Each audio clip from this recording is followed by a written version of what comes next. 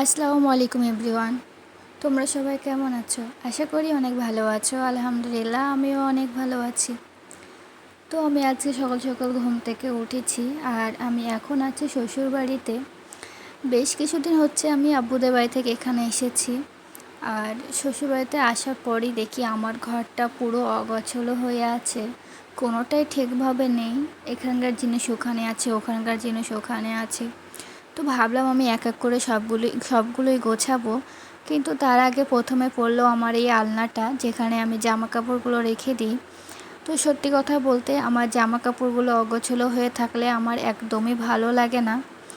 আমি চাই সবসময় আমার ঘরটা সুন্দর হয়ে থাকবে, সুন্দরভাবে সাজানো থাকবে, নিজের মনের মতো করে গুছিয়ে রাখবো। তাই আমি সকাল সকাল ঘুম থেকে উঠে এখানে প্রথম জামাগুলো সরিয়ে নিয়েছি। নেওয়ার পর দেখলাম আলনাতে কিছু ধুলো পড়ে আছে, সেগুলো পরিষ্কার করার জন্য একটা কাপড় নিয়ে পরিষ্কার করা শুরু করেছি। আমি এখানে ভালো করে পরিষ্কার করে নিচ্ছি যাতে আর কোনো জায়গায় ধুলো না থাকে।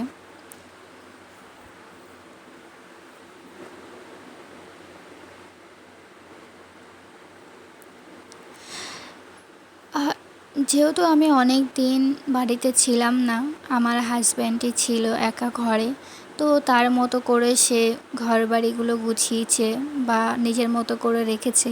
তবুও একটা মেয়ে ঘর বাড়ি গোছানো আর একটা ছেলের ঘর বাড়ি গোছানোর মধ্যে অনেক পার্থক্য রয়েছে।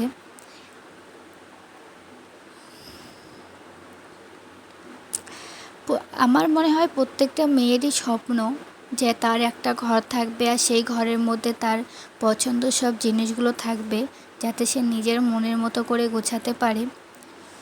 তারপর আমি আলনা থেকে জামাগুলো সরিয়ে ভালো করে মুছে পরিষ্কার করে নিয়েছি। আর আলনাতে থাকা সমস্ত জামাগুলো আমি এক এক করে ভাঁজ করে নিয়েছিলাম, নিয়ে সেগুলো আমি খাটের এক সাইডে রেখেছি। এবার এখান থেকে আমি একটা একটা করে নিয়ে পুরোটাই আলনার দিকে রেখে দেব। আর প্রথমে রাখবো আমি আমার হাজব্যান্ডের জিনিসগুলো।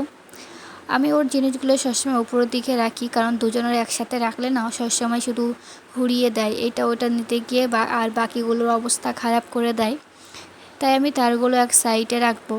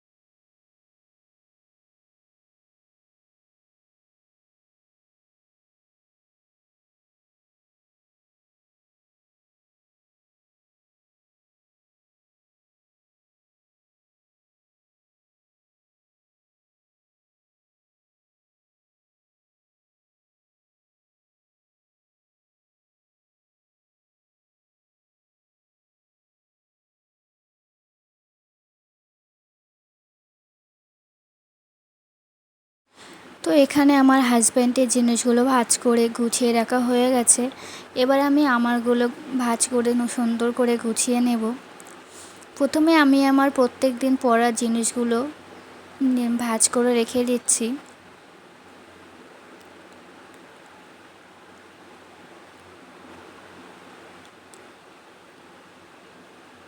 আর এগুলো সব হচ্ছে আমার ওড়না, যেগুলো আমি সব থেকে নিচে যে জায়গাটা আছে আমি সেই নিচেটায় রেখে দেব, কারণ এগুলো আমার সব সময় লাগে।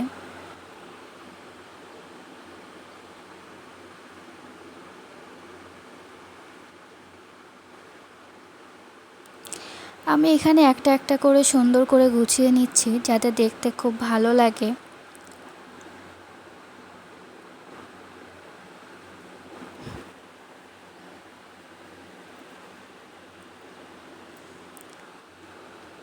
তো তারপর আমার অনেকক্ষণ পর আমার সাজানো এখানে কমপ্লিট হয়ে গেছে, আর আমি তো আমার মনের মতো করে খুব সুন্দর করে গুছিয়ে নিয়েছি।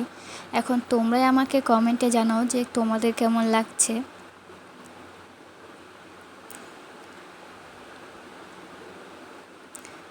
তো তোমরা নিজেরা দেখে নাও কত সুন্দর করে আমি সাজিয়েছি। চলো আবার দেখা হবে নেক্সট কোনো ভিডিওতে।